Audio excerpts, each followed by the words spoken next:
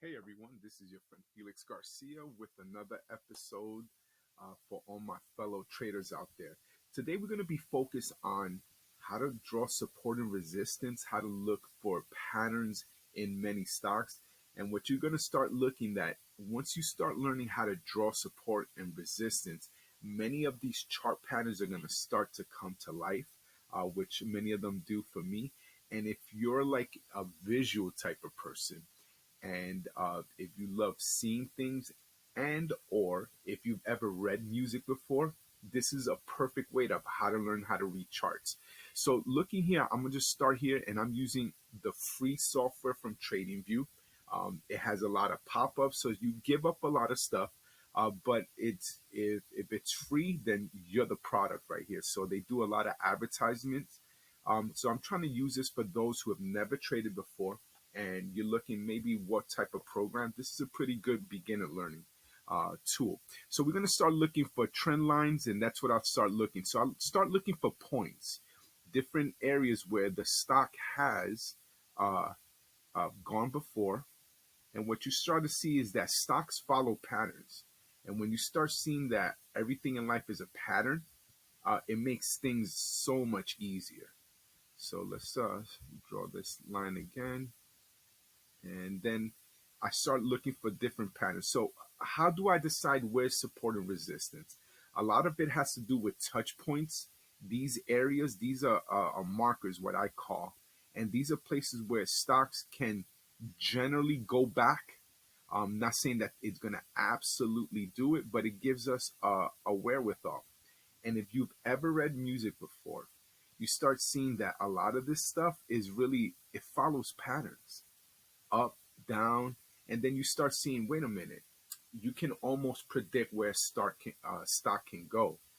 And what stocks generally do is that they usually go back to places where they've been before, and usually they build upon what the past has given. So if you look at the history of a stock, you start looking at little price points or little areas where the stocks have had really really moves that can facilitate where it can go, what it can do next, and it just gives you probability. There's never going to be no absolutes. It's impossible to do that in the stock market. But what you start doing is just drawing support and resistance. Let's look at a stock like a Ford. Let's see. Let's look at a Ford Motor Company. So this is stock is one of my favorites. It's in my portfolio, but as you can see, this stock has made a drop from the highs of in 22, and it's been channeling really much in between the $16 range and the $10 range. So you start looking at patterns, and what you could start doing is trading those patterns. And you start seeing that everything in life, especially in the stock market, is a cycle.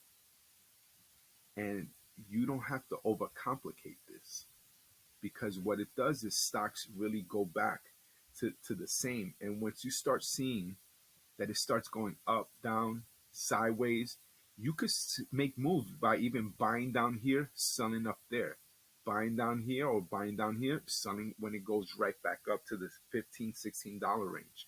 Not only that, but you could start seeing, okay, what's the long-term view of the play?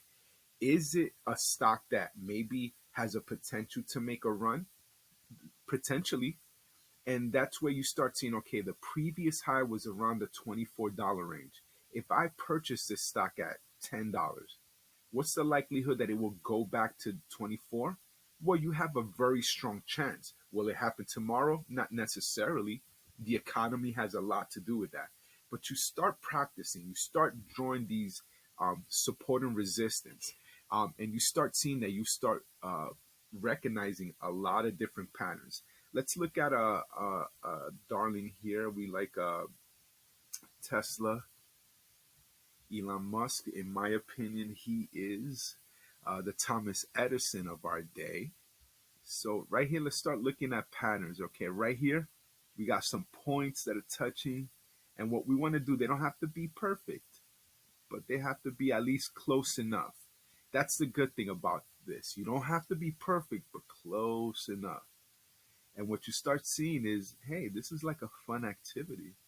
And you start seeing, if you're a visual person like myself, you start seeing different patterns where you could be like, okay, this might be a good place for me to purchase, or maybe wait.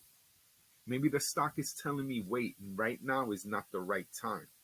What you also start seeing, and I'm gonna erase this part right here, is that stock patterns also does they can go vertical, horizontal, and you start seeing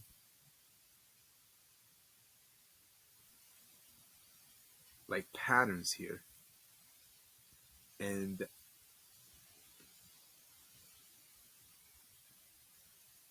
they mirror each other.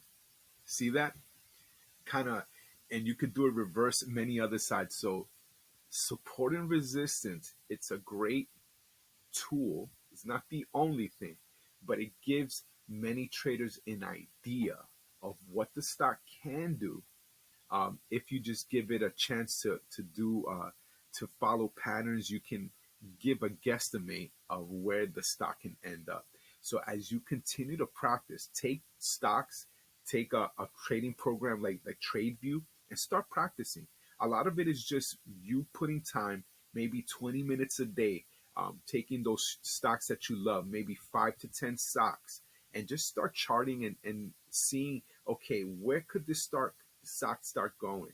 And if you want to follow for more details and continue to follow in this YouTube channel, because we're going to have so many great content for many beginning traders and for those traders who are advanced, this is a great way for you to start. So happy trading. I hope to speak to you guys soon. Follow us.